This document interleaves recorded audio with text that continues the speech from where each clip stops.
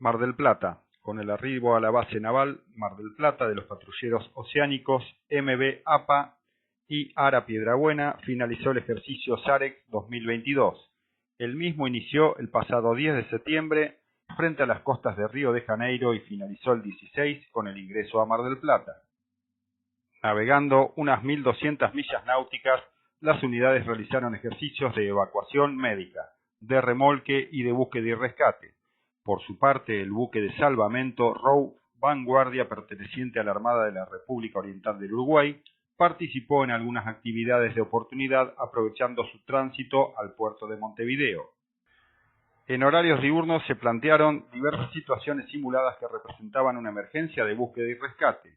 De ese modo, el personal de los buques debía actuar ante la información de un buque siniestrado o de tripulantes accidentados. Se simulaban todas las comunicaciones entre el Centro Coordinador SAR, que se encuentra en tierra, con los buques en la zona.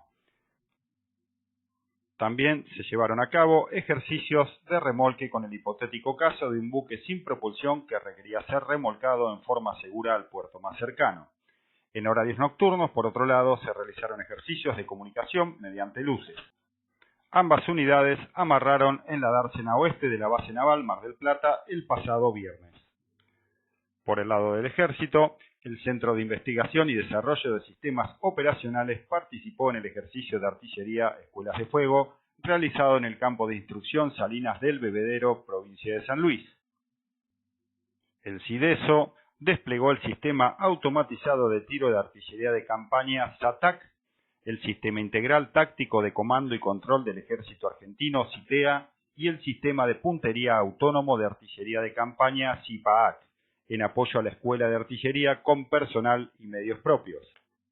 Este centro integró la plaza tecnológica en la que participaron organismos, empresas públicas y privadas, entre ellos la Dirección General de Investigación y Desarrollo, Agrupación de Artillería Antiaérea de Ejército 601, Escuela, el Destacamento de Inteligencia de Combate 601, IMA, Instituto de Investigaciones Científicas y Técnicas para la Defensa, ST Group, SAFRAM e INVAP, entre otros.